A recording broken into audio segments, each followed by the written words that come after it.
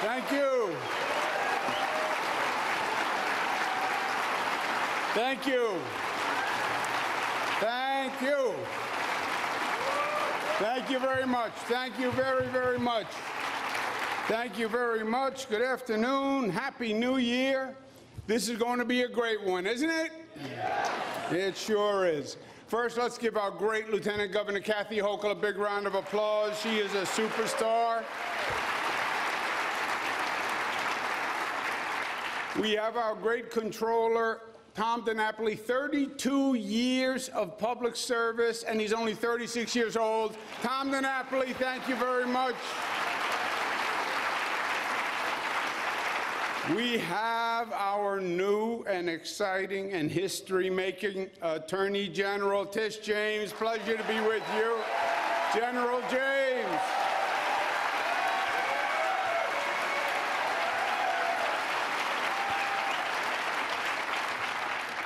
General James, so I like to salute. I feel as a former Attorney General, I like to salute. It's our own little Attorney General club. We have, speaking of history-making, the first female leader of the Senate, the first African-American leader of the state Senate, our leader of our Democratic Senate, Senator Andrea Stewart Cousins.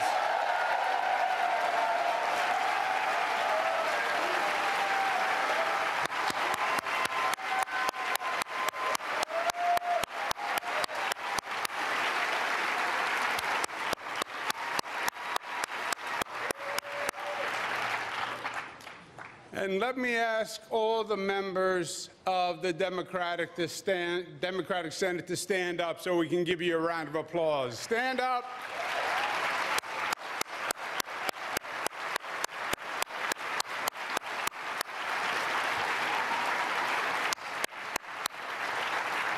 Thank you. Thank you. Thank you. Welcome.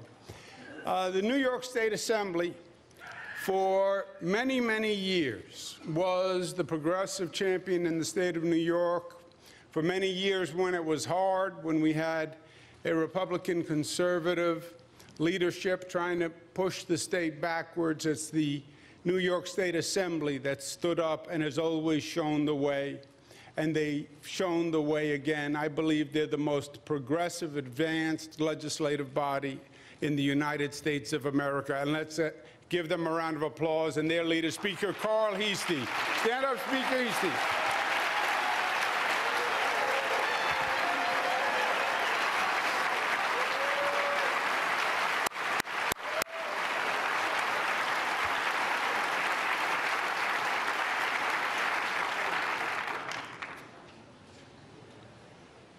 A great senator, a good friend, Senate Deputy Leader Joe Griffo is here with us today. Stand, Joe, please. Thank you very much.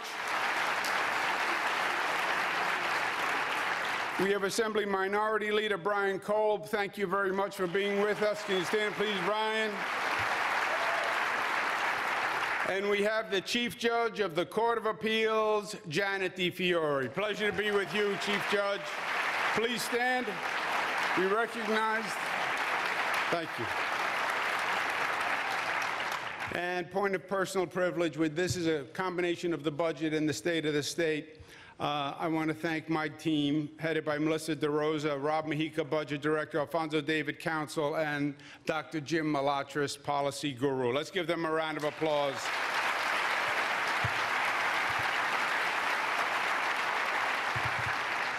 Today started with a number of bangs. One of them you may not have seen, because nothing is ever easy. We built the new Tappan Zee Bridge next to the old Tappan Zee Bridge. The old Tappan Zee Bridge became structurally unstable, and they literally couldn't remove it because they were afraid of the instability of the structure. So the contractor who owns the bridge went through a number of options and came up with the best option was felling the bridge. They call it accelerated felling. It means blowing up the bridge, but they like to say accelerated felling, so whatever they want to call it. danger of the situation was, as you can see, it's very close to the new bridge. So that happened this morning, and it happened like this. 5, 4, 3, 2, 1. Initiative pilot.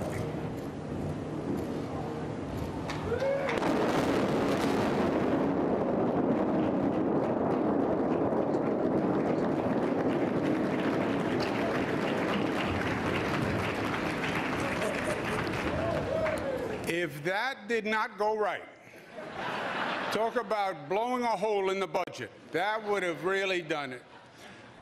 So we're off with a bang. And we have a lot to do and a lot of good news. So let me run through it for you, and thank you for providing me the opportunity. And I thank the people of the state of New York for once again providing me the opportunity to serve as their governor. This year, we think it's the year to fully enact a justice agenda in the broadest sense of the word justice, social justice, economic justice, and racial justice, and that this is the time to do it. We face real challenges in the state of New York. We have a federal government that is assaulting our values, our liberties, our rights, and our economy, literally our economy. The federal cuts to our budget would be devastating, and the federal effect on the values and liberties on New Yorkers would be devastating. And this is the moment in government that we are leading. And it is up to us to bring this state forward. We have no allies who are going to help us. The federal government is not going to help us. It's up to this legislative body to lead this state at this crucial time. The good news is, as you heard from the Lieutenant Governor, the state has already made great progress. We've turned around basic trajectories. It is a functional government that is competent. We are accomplishment-oriented. We're the most progressive government in the United States of America. We balanced budgets. We have the most socially progressive accomplishments of any state in the nation, and it's not even close. First big state to pass marriage equality. First state to pass $15, the highest minimum wage.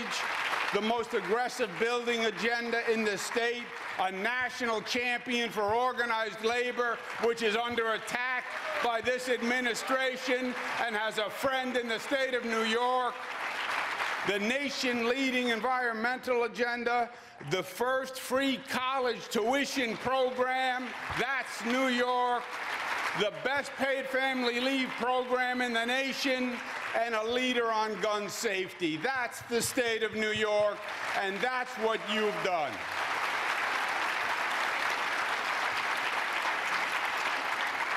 But what's even more remarkable is we match that agenda for social progress with economic progress. Today, the state has 8.2 million private sector jobs. You know how many jobs that is? That is the highest number of jobs this state has ever had in its history. That's how many jobs that is.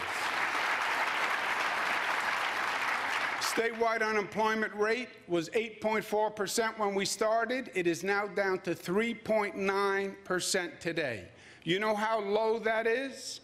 It is the lowest level in recorded history for unemployment. That's something to be proud of. And the economic success is not in one part of the state, as it has been in many years past. The growth has been all across the state of New York, from the North Country all through the state. We're seeing our efforts bring uniform economic progress. And a big part of it is the building that we have been doing, the building of the economy and the vision that we have had in terms of economic development. And not just talking about it, but actually doing it, actually making it happen.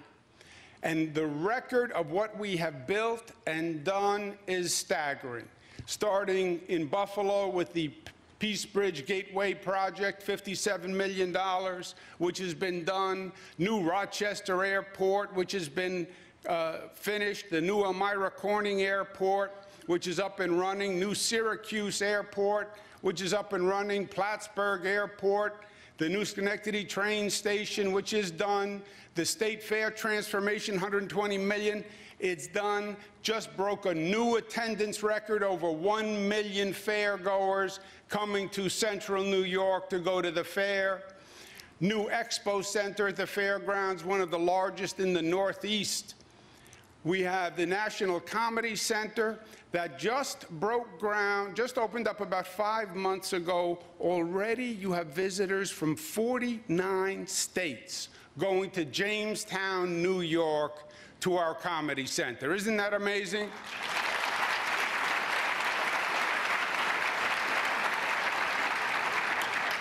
This Friday and Saturday night, Howard Zemsky will be appearing at the Comedy Center, and tickets will be on sale immediately after this presentation. The Binghamton Pharmacy School is a reality. We got that done. The Queens Midtown Tunnel is finished. The Brooklyn Battery Tunnel is finished. Gore, Whiteface, Bel Air Ski Mountain resorts have been transformed. That's done, bringing more tourism up to the North Country. The Long Island Artificial Reefs, the largest ever. It helps the ecosystem, fishing, diving industry. That has been done. The Mario Cuomo Bridge, as you just saw, has been done.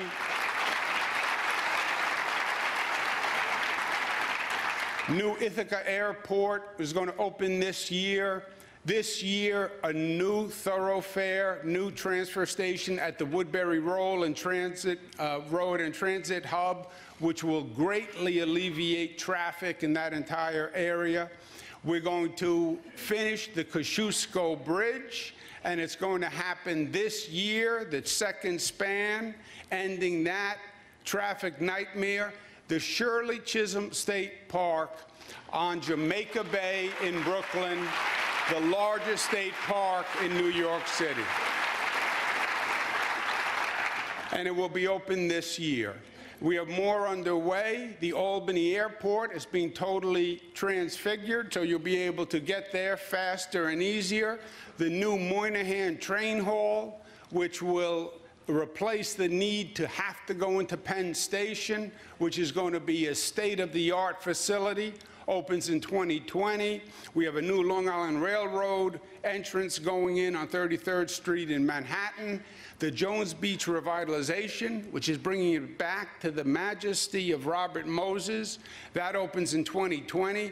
Letchworth State Park renovations, voted the #1 state park in the nation, believe it or not. It is magnificent, and it's going to be more magnificent.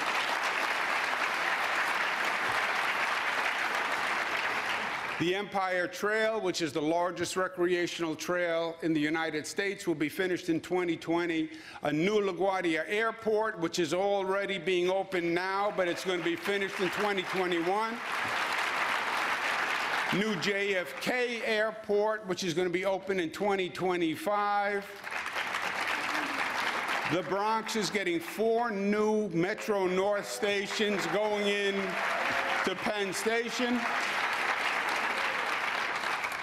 Long Island, after 70 years of talking about expanding the Long Island Railroad, we're putting in a second track and a third track and 100 projects along that way to transform the Long Island Railroad. That's underway. We're ahead of schedule. The second track is completed this year. The third track will be in 2022.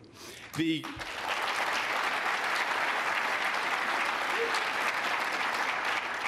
cashless tolling is in place downstate. It's going to be statewide in 2020.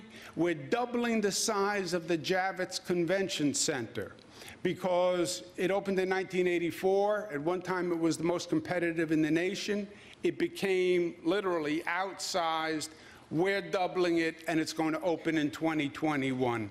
We have Rock the Riverway in Rochester with Lovely Warren, which is a whole revitalization along the water. Don't make Lovely clap alone. Let everybody clap.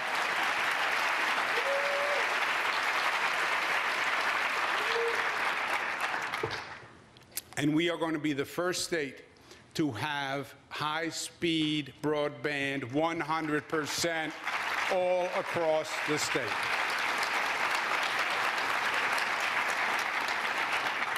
We did all of this work and all of this investment, and we have unprecedented fiscal integrity. State debt is down, and our credit ratings are the highest levels since 1972. Because we managed government better, we were able to lower taxes, which are now at historic lows. Lowest middle-class tax rate since 1947. Even I wasn't born in 1947. Lowest manufacturer's tax since 1917, lowest corporate tax since 1968.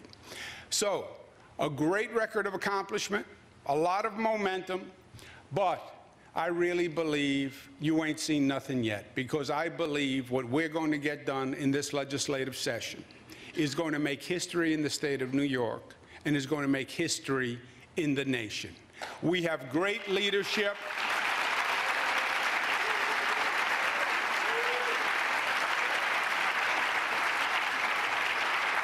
We have great leadership in the Democratic Assembly. As I mentioned, it's been the progressive legislative body in the nation, and we have a great progressive leader. This is the closest picture we could find of a smile for the Speaker. Let's give him another round of applause, Speaker Carl Heastie.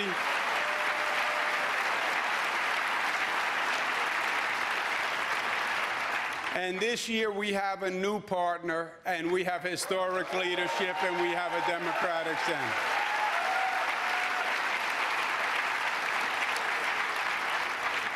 And we do have much to do together. The federal government is trying to roll back the Affordable Health Care Act.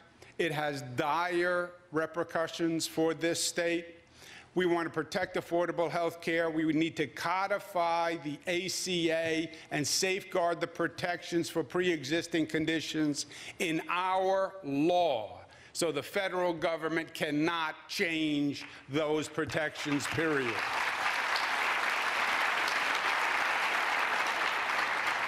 I believe we should pass a constitutional amendment, not just a Roe v. Wade law, a constitutional amendment.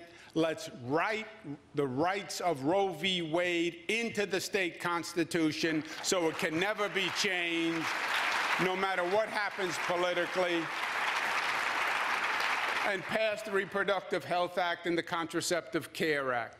We need to reform our criminal justice system by eliminating cash bail once and for all, and enacting speedy trial and discovery reform. Pass the Equal Rights Amendment. Let's stand up. Let's do it. Let's lead the way. Let's pass a democracy agenda. Talk about voter disenfranchisement. Why do the polls open at noon in a primary in upstate New York, but 6 a.m. in downstate New York? Let's give every person the right to vote, make it easy to vote. Let's have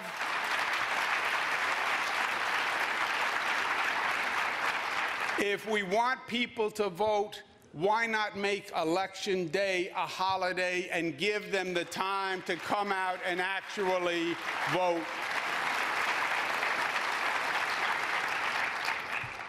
We passed the SAFE Act. Today, this is the anniversary of the SAFE Act. And at that time, people said to us, oh, you don't need gun laws. The Sandy Hook massacre was a once in a lifetime, which had just happened. We were right, and they were wrong. And history proved us right. We have more mass shootings, more gun violence, more student deaths. New York led the way. Let New York lead the way again and pass the red flag law, ban bump stocks, extend the waiting period from 3 days to 10 days.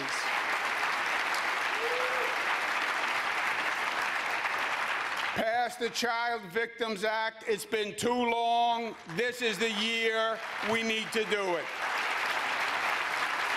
Pass the DREAM Act. It's been too long. Dreams deferred are dreams denied. side, we're going to pass it this year. Legalize adult use cannabis. Stop the disproportionate criminal impact on communities of color. And let's create an industry that empowers the poor communities that paid the price and not the rich corporations who come in to make a profit. Implement real campaign finance reform, close the LLC loophole, ban corporate campaign contributions. Let's overhaul the campaign financing system. Let's pass public finance, and let's reform independent expenditures because the abuse is outrageous.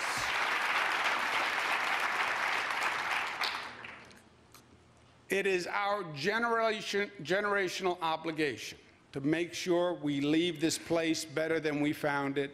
We need to invest in clean, safe drinking water. We have a $2.5 billion investment to replace infrastructure all across the state. And let's launch the next phase of the Green New Deal, mandating 100% power by 2040, the fastest in the United States of America, and lead the way to eliminating our carbon footprint. We know the future. Let New York lead. We invested in upstate casinos. Let's authorize sports betting in the upstate casinos. It's here, it's a reality, and it will help generate activity in those casinos. And let's enact the most aggressive pro-labor union protection agenda in the United States of America.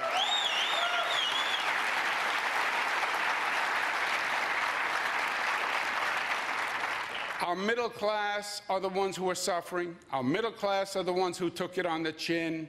Let's protect our progressive tax code, and let's cut taxes for the middle class so they know we're on their side, and let's do it this year. Let's provide and protect more affordable housing by finally enacting aggressive rent regulation reforms. With the Democratic Senate, we can get that done. And let's continue our Build New York program, which is the most aggressive in the United States, and invest another $150 billion in rebuilding our infrastructure and our transit system. And let's overhaul the MTA and pass congestion pricing so we have reliable funding stream for the MTA once and for all.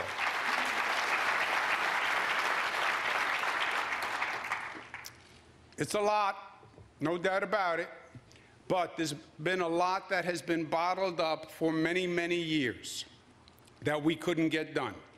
And in many ways, I feel the state is now liberated with the Senate Democratic caucus, and we can get these things done, and we can get them done together and pass a new budget, and I believe we can get it done in the first 100 days to show this state a new reality. Now, on the finances for the state, we start with the $3 billion hole, largely because of the federal policies. The revenues have slowed. We believe it's attributable to the federal SALT program, which we all predicted was going to have a dramatic effect on New York. What the federal government did with SALT is it penalized New York more than any other state. New York State is the #1 donor state in the United States of America. We send more money to Washington than we get back, and we send more money that we don't get back than any other state in the nation. 40 states take more than they give. So we have a federal government that is against redistribution of income among people, but they have no problem redistributing income from some states to other states, and what they did is they took from the Republican, Democratic states to give to the Republican states. And we're feeling the pain. And that's a $3 billion hole. At the same time, we have priority investments that we want to make. So we have a negative $3 billion, and then we want to invest more in targeted priorities, and this budget tries to balance them. The four largest cost priorities are education, healthcare, MTA infrastructure, and a middle-class tax cut. On education, we should be very proud of the amount of money we spend. We spend the most money per pupil in the nation. We spend 2 times the national average. The problem with our education system is the inequity in the funding and the differential in funding between rich schools and poor schools. This has been a topic that we have been talking about for 30 or 40 years. And we've been talking around and around and around. And in truth, my friends, we have missed the mark and we haven't accomplished the goal. The assumption we had was if we fund the poorer school districts, they would turn around and fund the poorer schools in their districts. That was our assumption. It was a bad assumption.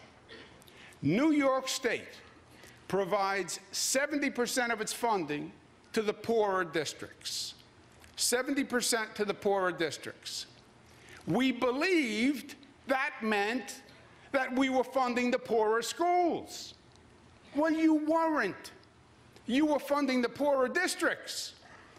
And then the districts turned around and decided how to distribute the funds. And they did not distribute the funds to the poorer schools. That assumption was flawed. Last year, to your credit, we demanded school-level transparency on 76 major districts representing half of all the students in the state. We're increasing it this year. The findings are worrisome. We gave 70% of the funding to the school districts with the poorer to the poorer school districts, but it never found its way to the poorer schools. City of Buffalo, for example, poorer school, $15,000, wealthier school, $17,000. Rochester, the poorer schools, we're spending about $18,000 per student, $26,000 in the wealthier school district. Syracuse, $18,000 and $22,000. New York City, $21,000 and $26,000 in the wealthier school districts. Yonkers, $17,000 and $21,000 in the wealthier school districts. I believe the exact opposite is what should be happening. The needs in the poorer school districts and the poorer schools are greater. I spent my whole life working in low-income communities, working with the homeless. Those children have more obstacles than the children in the richer schools. It's the child who's going home to a New York City public housing project and whose mother is working or whose father is working and is going home alone. That student needs more help than the student who is going home to a 2-parent household where they're getting tutored. The additional resources, the additional need has to go to the poorer school and the poorer student. That's education equity. And that's what we've been talking about for 40 years, and we haven't achieved it. Let's stop talking, and let's start doing, and let's actually have a law that accomplishes what we want to accomplish. We want to make sure that this state can say a quality education for every child, regardless of income, race, or zip code, and that's how our funds should be distributed.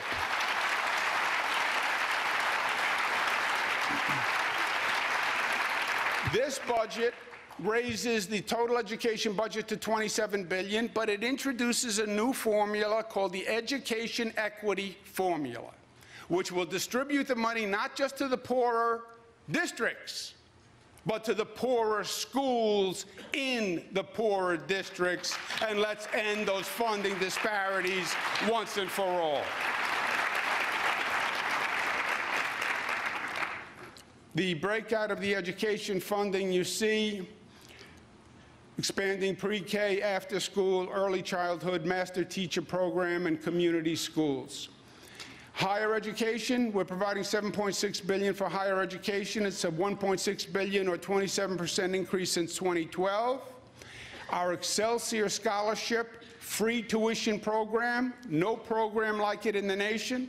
It says to every student, every child tonight who puts his or her head on the pillow, I don't care if your mother or father can pay for college. If you can get in, you're going, because there's free college tuition to state schools, and we're raising that threshold today, this year, to $125,000 family threshold. So the middle-class families, what we call middle class, at $125,000, don't have to worry about how they're going to pay for their kids' tuition, because the state will pay for the tuition to a SUNY or a CUNY school. Today, 55% of all SUNY and CUNY students are going tuition-free, and you should feel good about that.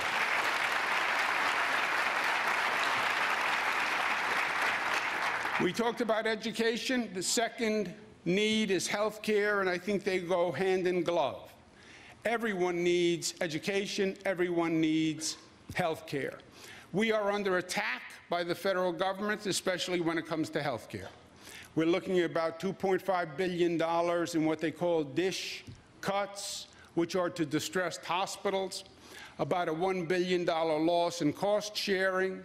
Medicaid cuts have been proposed, have been threatened. We don't know what they're going to be. And we have on top of that the dismantling of the Affordable Care Act, including promoting plans that don't really cover pre-existing conditions. We need to fund education, and we need to fund health care. If you look at what we've done over the past years, the health care funding has been about at the inflation rate. Education funding has been over the education inflation rate. Over the past years, since I've been here, we've actually put $13.6 billion more into education than its inflation index rate. And health care has been about flat. This year I propose 3.6% increase to both health care and education.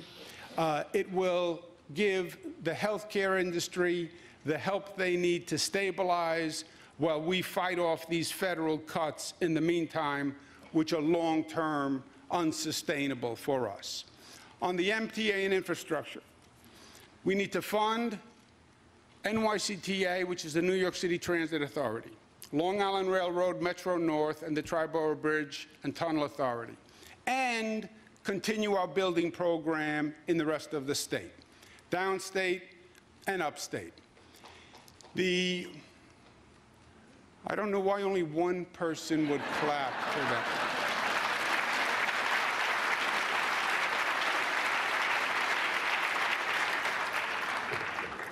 I say to my team all the time, it's M&Ms, not the candy.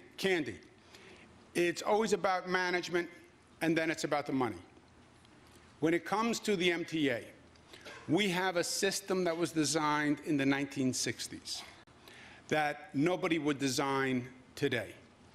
The MTA has 17 members on the board. 6 are appointed by the state, 4 by the New York City, 7 by the counties. If the board ever manages to pass anything, the governor then has a unilateral veto over the capital budget with no override. It would be great if I could have that in Albany. You veto it, and there's no override. The mayor of the city of New York has a unilateral veto over the capital plan. The Speaker of the Assembly, unilateral veto. The Senate leader, unilateral veto. So it is an unmanageable process. When everyone is in charge, no one is in charge. Was it a dumb idea when they set it up? No. Was it diabolical? Very. It was purposefully designed so that everyone can point fingers at everybody else. And nobody's responsible. Why? Because no politician wanted to be responsible. You're talking about trains and subways and fare increases. And no politician wants to be the one who suggested a fare increase. No politician wants to be responsible for late trains. So they came up with the MTA where everyone can point fingers at somebody else. I can say, it's not me. I don't have a majority of the board. And the capital plan can be overridden by the mayor or the speaker or the Senate leader. Mayor of New York can say, I only have 4, so I don't control. Speaker Carl Heastie can say, all I get to do is veto. I don't have anyone on the board. Everybody can point fingers. But nobody has responsibility and nobody has authority. I am telling you that is the fundamental problem with the MTA. If there is not someone's name on the line, the bureaucracy governs and fills the void, and that's where we are with the MTA. It is at a crucial period with the MTA. We have a lot of big projects going on, and it is at a crucial point in terms of operation. We're doing the Long Island Railroad transformation, which is a very complicated plan. We're in the middle of the L train tunnel restoration, which was a very complicated program that just underwent significant changes, but would have impacted 225,000 riders if it was done incorrectly. We have to expand the Second Avenue subway. We have to finish the new Moynihan train hall, which is across the street from Penn.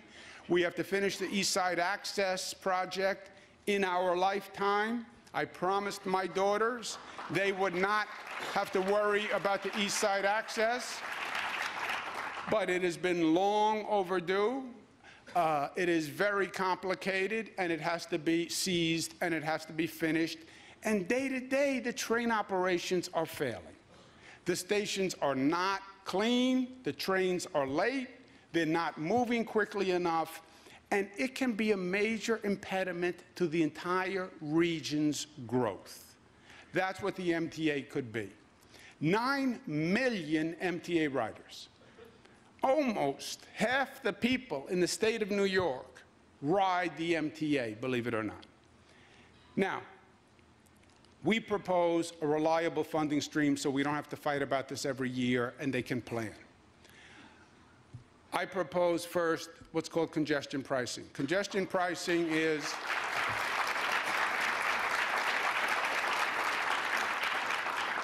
some people actually know what it is. I'm surprised. Congestion pricing has electronic tolling for vehicles that enter what we call the Manhattan Central Business District. 60th Street and south is the Central Business District. It provides toll equity, meaning everybody pays the same toll when you go into the zone. It stops what we call bridge shopping.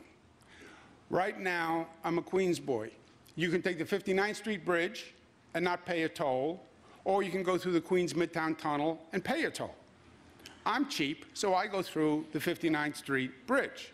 But literally, you are directing traffic by where there's a toll-free bridge and where there's not a toll-free bridge.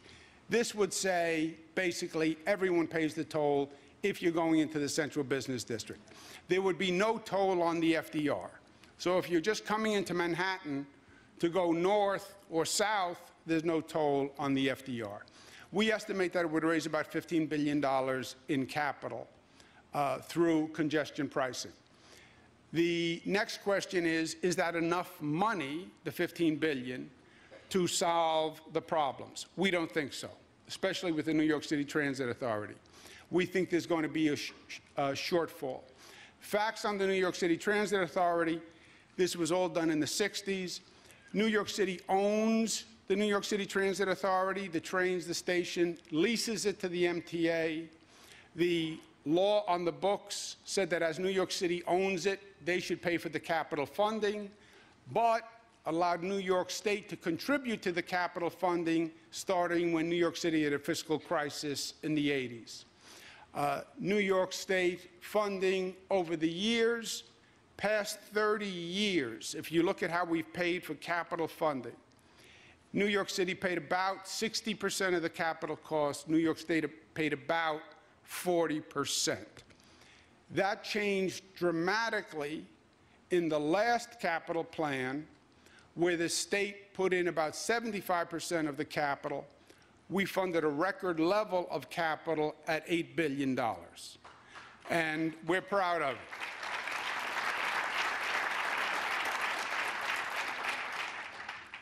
Underfunding capital for the past 30 or 40 years has brought us to where we are. That's how you have subway cars that are 40, 50 years old, and electric switches that are 100 years old.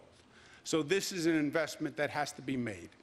If there is a shortfall in the funding after congestion pricing, I propose a 50-50 revenue split between New York City and New York State on the additional capital. Last year, we had something called the Subway Action Plan that the legislature had to fund. We split that 50-50 between New York City and New York State. I think it's fair to New York City. I think it's also fair to Long Island and Buffalo and Westchester, and I don't have a problem saying to anyone across the state, keeping that system running helps the entire state. And it is worth splitting the cost with New York City to make the investment we should have made for decades to keep that transportation system vital. And more than anything, we have to do it this year because the status quo has got to go. The riders are fed up. The situation only gets worse. It's the old commercial. You can pay me now or you can pay me later. The system is just continuing to deteriorate. And if we don't invest now, we're going to pay more later and suffer in the meantime. Let's address the MTA. Let's do it this year.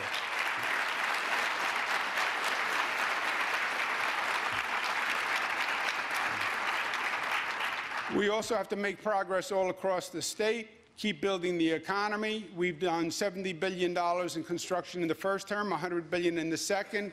I want to do $150 billion in this third term. We would be leading the nation of all the states in actually building a new transportation system and infrastructure. The economy comes to the state with the transportation and infrastructure. And that's why it's coming to New York, and we should keep doing that.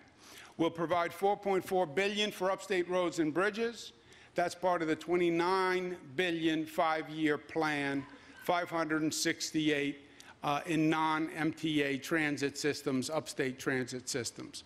Also $750 million for the REDCs, which have been doing great work all across the state. $100 million for our downtown revitalization initiative, which ESD and Howard Zemsky have been promoting around the state. It's been marvelous all across the state, especially in upstate New York, where those upstate areas are being revitalized. Middle class tax cuts, fight SALT, fight SALT, fight SALT. It is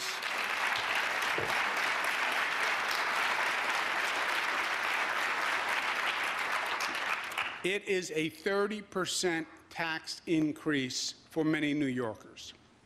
30% tax increase. We pay the highest property taxes in the nation.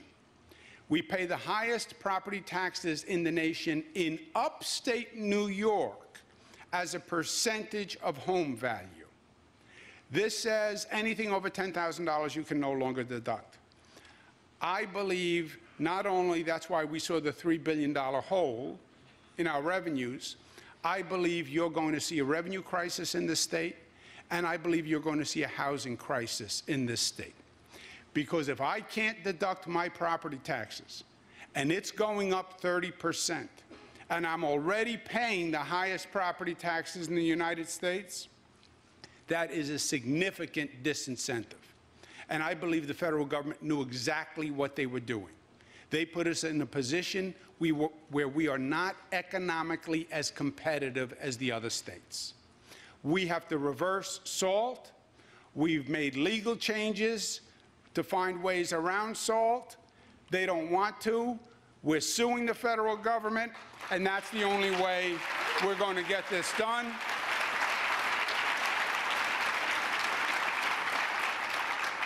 We have a Democratic delegation in the Congress. I met with them last week, and I said this has to be on the top priority. In the meantime, as our middle-class homeowners are feeling this pressure, and middle-class taxpayers, I want to give them some relief and show them that we hear them and know the pain that they're under, and let's lower the middle-class tax rate from 685 to 55 and 685 to 6.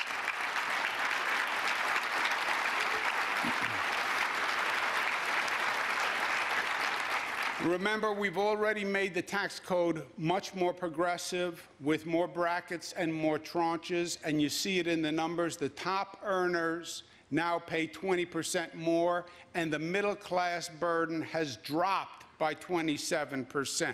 So we have a real progressive tax code, but I think lowering taxes for the middle class is a very positive signal to send. And I would make permanent the local property tax cap at 2%. That is the only thing that is going to tell people. I understand if New York City does not feel the property tax cap issue the same way Long Island and upstate does, because it's not the same issue. They don't have that same burden of property taxes. Between Nassau and Westchester, you're number 1 and number 2 in the nation. You have property taxes of $20,000, $30,000, $40,000 in those counties. It makes a real difference. And that SALT, lack of deduction, makes a real difference. At least if we can say the 2% is going to be adhered to, I think it'll help give people confidence in the system. That property tax cap has saved a typical homeowner $3,200 already. So it's making a difference in people's lives. We have an opportunity to stand up and be the most aggressive state in the United States on women's leadership issues, and we should do it. Let's start with the constitutional amendment on Roe v. Wade, pass RHA, CCA, pass the Equal Rights Amendment, ensure access to IVF and fertility preservation coverage, reduce the maternal mortality and morbidity rate, and address the racial disparities that are disgusting, outlaw non-consensual revenge porn, eliminate the statute of limitations for rape, and modernize the pay equity laws. And let's be the first state, and let's show this nation what real women's equality means. And not just talking the talk, but we're going to walk the walk, and we're going to do it this year.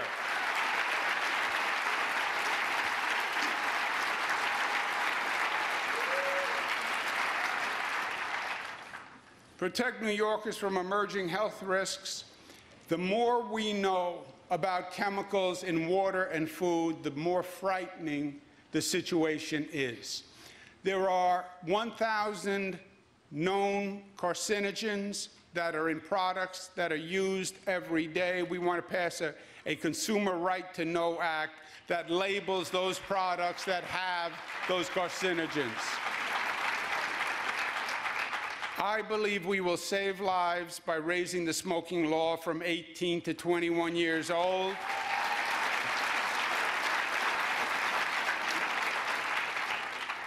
I think we should invest $200 million in fighting the scourge of the opioid crisis. It is rampant across the state. It is moving like fire through dry grass.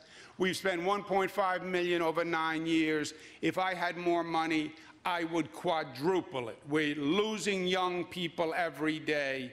We have to do everything we can, and $200 million for comprehensive care, I believe, will save our young people's lives.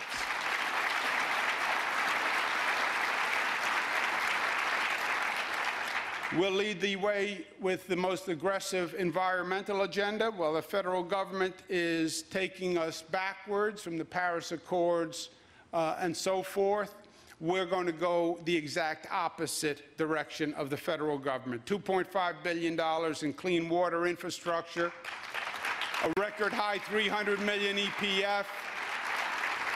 The Grumman plume on Long Island, the discussion has gone on for decades. It is a toxic chemical that is moving through Long Island and steadily moving towards the coast. It is poisoning the wells as it goes. It's been left by the Grumman Corporation when they were manufacturing. We've been talking for decades. Grumman doesn't want to pay. The Navy doesn't want to pay. Let us say, we'll do the remediation, and then we're going to sue you to get the money back. But we have to keep our people safe.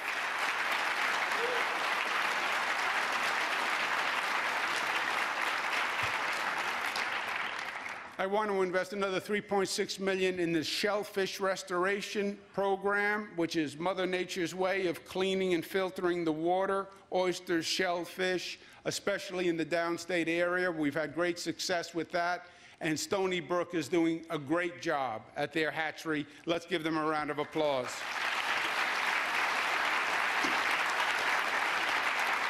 The federal government wants to allow offshore drilling off the coast of Long Island and off the coast of Manhattan.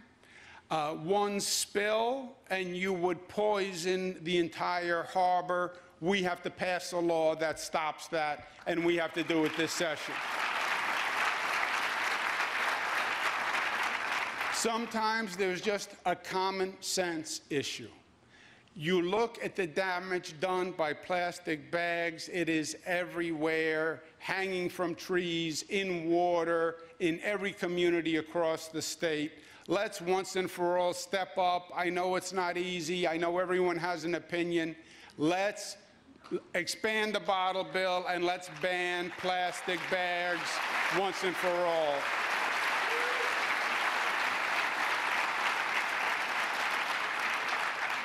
And let's take the next step on the Green New Deal, which tackles climate change and starts building the green economy for tomorrow. We know it's coming.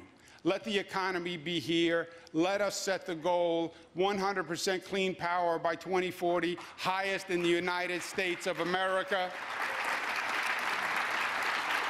A Climate Action Council to eliminate the state's carbon footprint, and let's get SUNY ESF to work with the REDCs to come up with that next generation of clean technology and train our workforce for those jobs.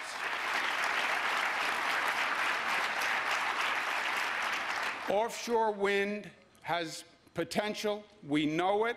The industry is moving that way.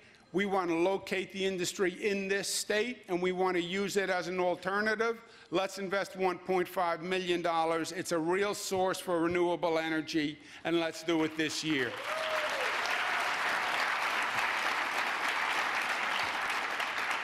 We have communities that are closing old, inefficient power plants. It causes a problem because they lose the property taxes from those old plants. We want those old plants closed. We want more efficient plants. But let's provide a fund that gives the communities the transition from the loss of that property tax revenue, and that's a $70 million property tax compensation fund, so those communities don't shoulder the burden themselves.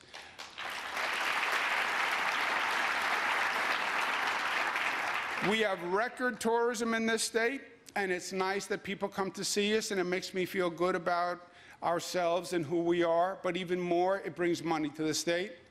Not that I'm money conscious. 2017, a new record in tourism, 244 million visitors. It's a $100 billion industry.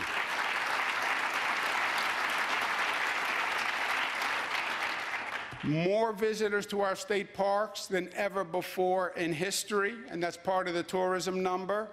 Why? Because we're investing in our parks, we're investing in our assets, people have something to see. Let's continue that with another $110 million on our New York Parks 2020.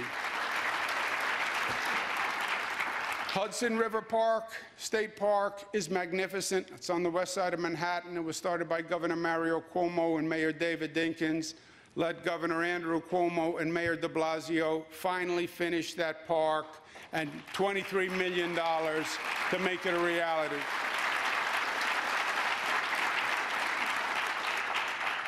Our focus on craft breweries and wineries has worked with tourism. It has been an explosion in activity, quadrupled the number of breweries, the number of wineries up by about 40%. That's because we've been promoting I Love New York and our taste products. We should continue doing that.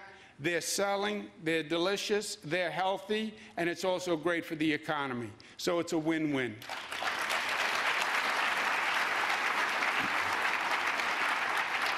At this time, in this nation, let New York stand up for immigrants. Let's pass the Jose Peralta Dream Act as an honor to Jose Peralta and his leadership and his memory.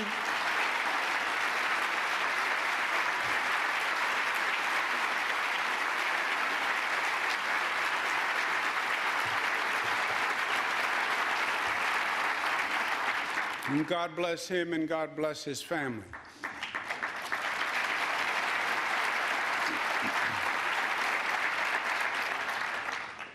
We have the first in the nation Liberty Defense Project, which is a state-led public-private project to assist immigrants regardless of status in obtaining access to legal services and resources. We want to continue that and expand it. We should codify what I did by executive order because I couldn't get it passed by the Senate. Executive Order number 170, state agencies cannot inquire about immigration status. It prevents ICE arrests.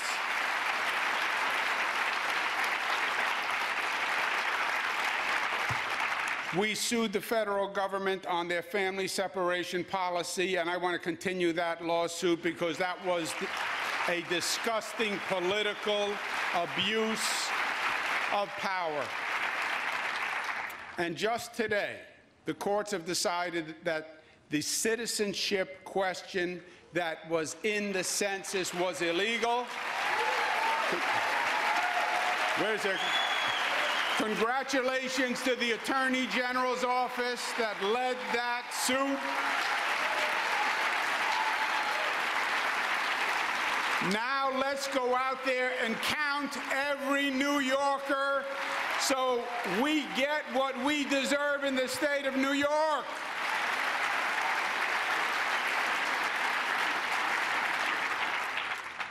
Homelessness and affordable housing, very simply, $20 billion, which is the largest commitment to affordable housing this state has ever made. But you should keep applauding. I didn't mean to interrupt you. This year, we have the opportunity to finally reform the rent regulation program, including eliminating vacancy decontrol, ending preferential rent limits, limiting building and apartment improvement charges, and strengthening the tenant protection unit so we actually enforce those laws.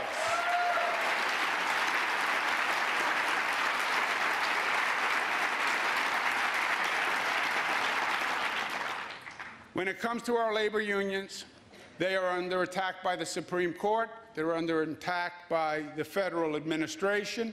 Our State Department of Labor will aggressively protect the right to organize and collectively bargain. Let's extend the Janus protection to all local governments in the state of New York. And project construction with public subsidies should be subject to the prevailing wage, so they're built right, they're built fairly, they're built union, and that's long overdue, and let's get it passed this session, and let's show our brothers and sisters in organized labor who may be timid, who may be quiet, who may be shy, but we're with you anyway. I still can't hear you. You're still too shy for me.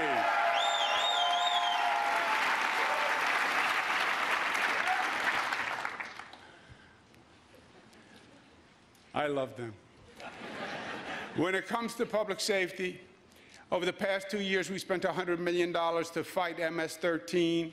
The fight goes on. Let's invest another $45 million in anti-gang operations, violence prevention, and school-based support. We have a growing problem of online sexual offenses against children. We want to launch a specialized state police unit to investigate and prosecute these predators. Nothing could be worse. Let's pass the New York City speed camera laws and stop playing politics that they did last year. And the Child Victims Act. The Child Victims Act has been too long denied. I am fully aware of the position of the Catholic Church and the opposition of the Catholic Church. I happen to be Roman Catholic. I'm a former altar boy, and my relationship with the Church is important to me. And I've found the differences painful over the years, the difference on marriage equality, the difference on a woman's right to choose, and the difference on the Child Victims Act.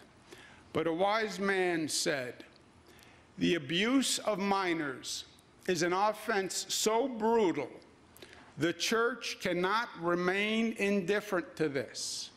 And the Church must punish such priests, and that includes to support the legal action.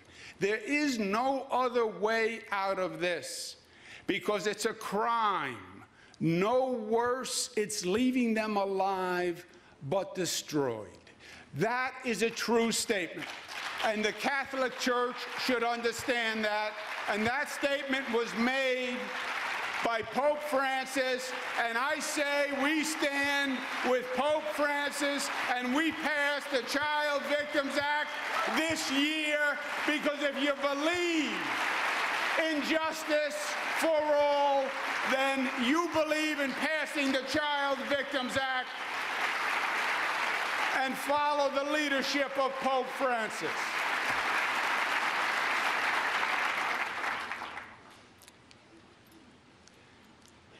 When it comes to the criminal justice agenda, you should all be proud. Since 2011, we have closed more prisons than any administration in the history of the state of New York, period.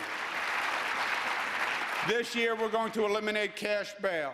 We have to enact speedy trial reform. We have to pass discovery reform. And we need to do more services for reentry for those transitioning from incarceration back to the community. We also have to invest $100 million to make our Raise the Age reforms a reality, and we have to do it this year. And New York has to establish a regulated adult-use cannabis program. We had an expert group, State Police, Department of Health, come together. They did a report. They said the benefits outweigh the risks. Now we just have to put it in place. And we have to do it in a way that creates an economic opportunity for poor communities and people who paid the price, and not for rich corporations who are going to come in to make a buck.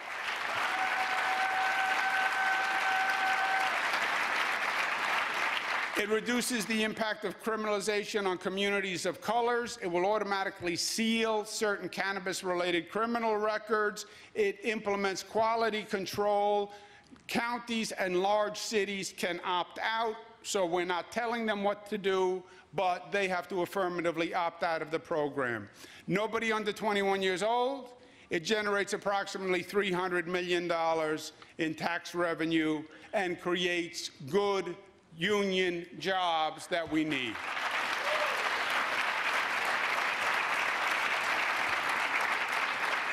This is the outline of the overall statewide investments. These are the various offices. This is the overall budget.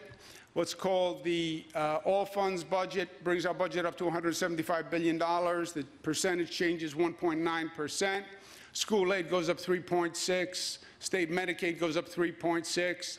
The remainder of the agencies are basically flat. How much each priority costs us? Education is $27 billion. That's a 3.6 increase. The 3.6 increase. Healthcare is a $19 billion investment. That's a 3.6 increase.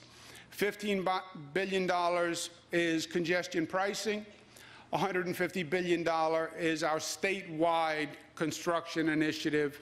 The middle class tax cut cost us $1.8 billion. But I believe if we don't keep our middle class and we don't control their taxes, we're going to have an issue long term. Last issue is ensuring the public trust. If you read the headlines over the past few years, they have been continuous and they have been disappointing and they have been disgraceful and they have been widespread. It looks terrible, and it is terrible. Now, we will never stop venial, greedy, ignorant behavior by people. And we shouldn't be expected to do that. But we should be expected to do everything we can to have a system in place that safeguards against fraud or theft.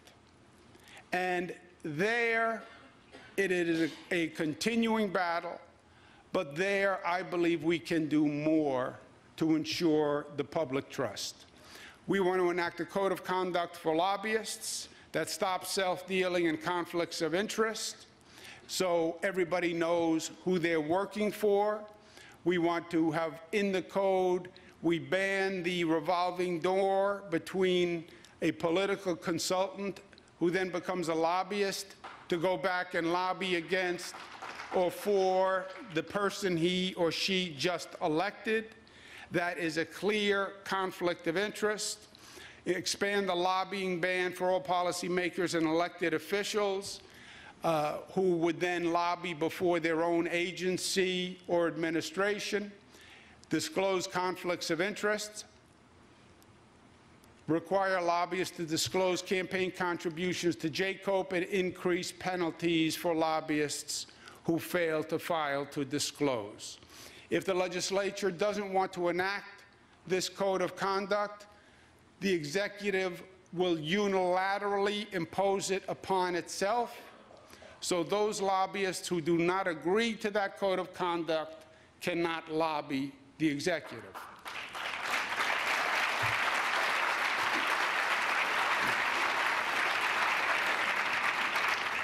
Contract procurement review must be performed, and government must function on a timely basis. I don't believe one is the enemy of the other.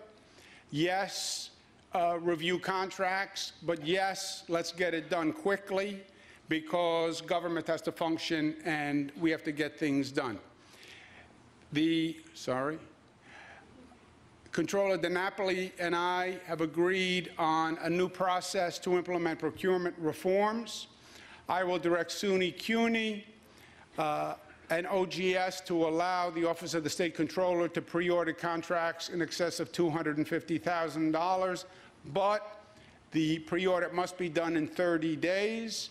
And for the first time, the Office of the State Controller will provide its contracts in excess of $250,000 to the state IG to audit for fraud and hiring practices.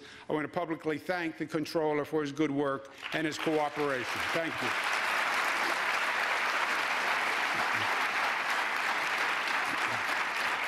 The state will also require new legal certifications for contracts between a grantor and a grantee. Any state agency that is assuring or issuing a grant has to certify that there was no collusion, there was no political interference, disclose any payments they may have received, disclose any prior relationship For non-competitive contracts, it would be the same with the agency official and with the legislature if there's one involved. Today, I'm issuing an executive order number 192 to stop what we call bad vendors. Any contractor or vendor who is debarred or deemed non-responsible by one agency, that will be binding on all other agencies and all other entities.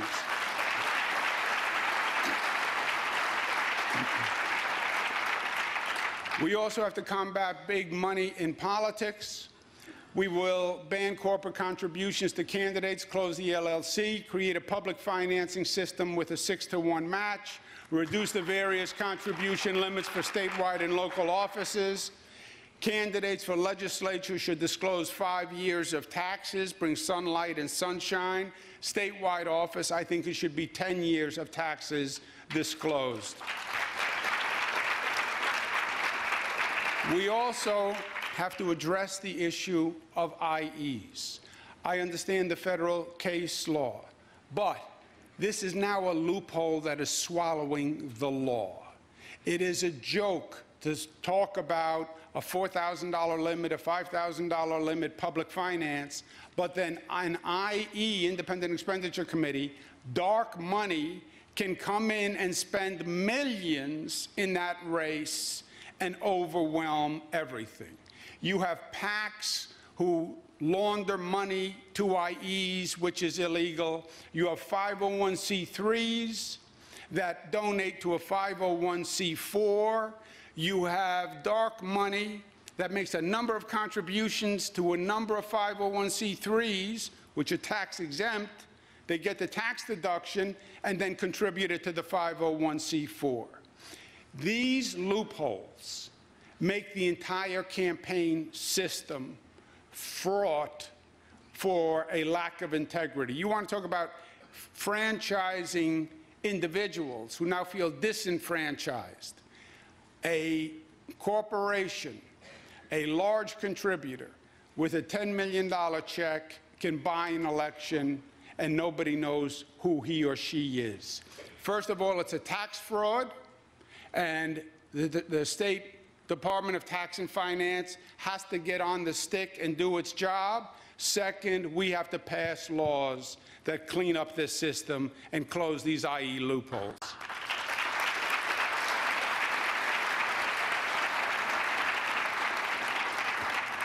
The old Senate wouldn't pass a Freedom of Information law that was binding on the legislature. It's been proposed before by a number of legislators. They were right and they were visionary. Let's apply a Freedom of Information law to the executive and to the legislature.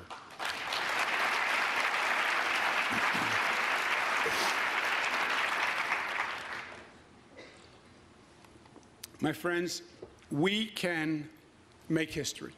I believe that. I believe we can have the most productive first 100 days in state history. I believe we are in a fundamentally different space. And in the old days, too many good ideas went to the state Senate to die. Now we're going to have good old ideas going to the state Senate to be born.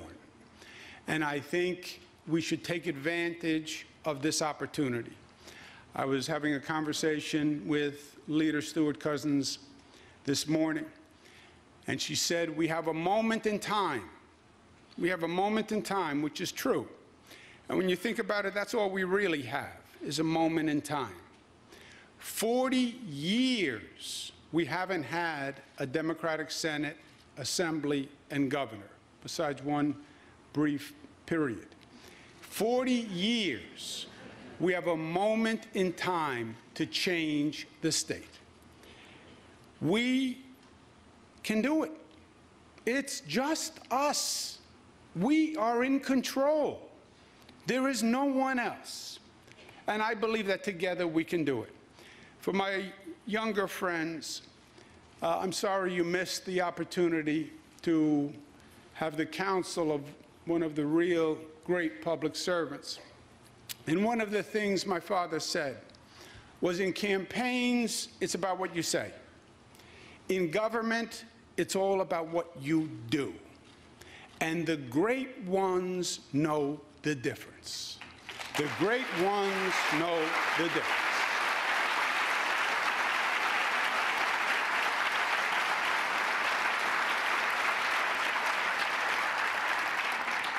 The great ones know the difference. The time for talking is over. It is the time for doing. Government's credibility comes from accomplishing, from performing. Nobody wants to hear, I'm going to do this, I'm going to do this, I'm going to do this, I think this, I think this, I think this. Have you done anything that would lead me to suggest you can do anything that's going to help me, right? And that's where we're running into frustration with the body politic. People have real problems. They haven't had enough help in their life. And that's what government is supposed to do. And that's what the great ones do. And I believe in this moment with this legislature, I believe we have great ones at the table. And I believe great ones can actually make this a moment in history.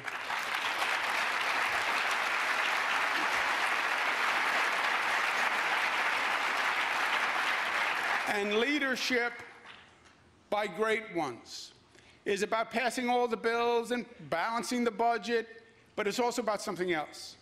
It's about providing leadership in the moment, and leadership at a time of turmoil and loss. And this nation, in this moment, is lost. It is frightening what is happening. The number of anti-Semitic attacks up 90% in New York State. In New York State, 90%. Neo-Nazi groups up 22%. Hate crimes up every year. Think about that. After all we've gone through, the social fabric is unraveling. Yes, we have to do something practically about it. We're going to spend more money for our non-public schools, making sure they're safe. A diversity agenda in schools will increase the penalty on hate crimes, but it's more than that.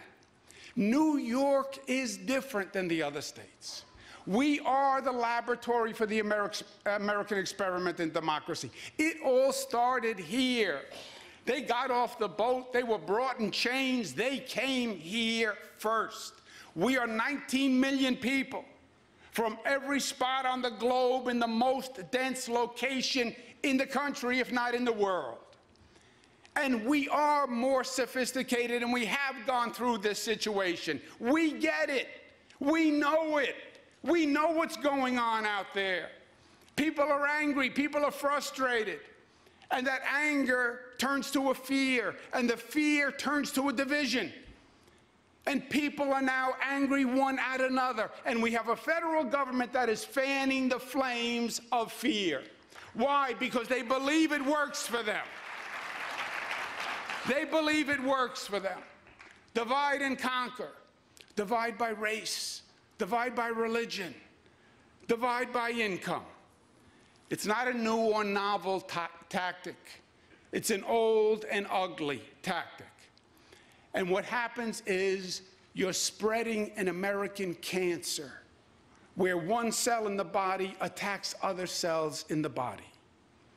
And the body consumes itself. It has to stop.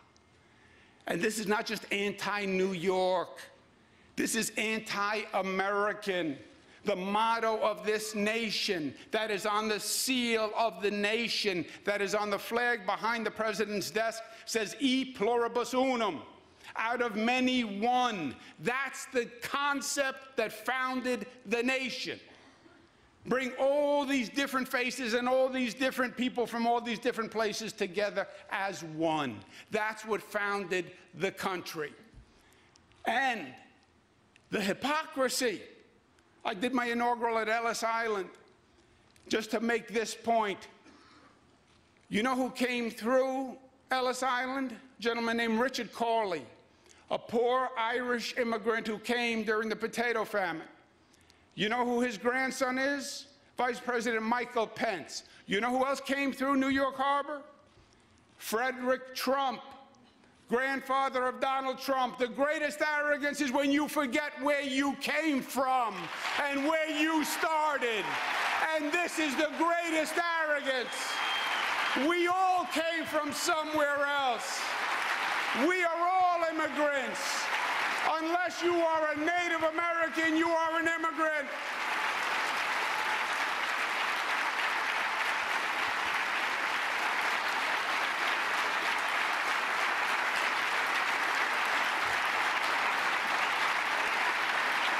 Well, you're not an immigrant, Joe. You were here on the Mayflower. My friends, they call us on our seal. It says, the great state of New York. The great state of New York. You know why New York is great? Because New York rejects divide and conquer. And we believe in unify and grow. New York is great because we believe in community and mutuality. And we believe the greatest feast has the most number of people at the table. And we believe in shared success and cooperation. And we believe when one is lifted, we are all lifted. We are great because we believe the strongest four-letter word is still love, not hate. And we are strong enough to say it. We are great because our motto is, I love New York, but that New York loves you. New York loves you. If you are L or G or B or T or Q, if you are black or white or brown, if you are a Christian, a Muslim, or if you are Jewish, if you're a new immigrant or an old immigrant, New York loves you. And what makes us great is we have no tolerance for hate in our state. That's New York, and that's who we are, and that's our message to this nation. Thank you, and God bless you.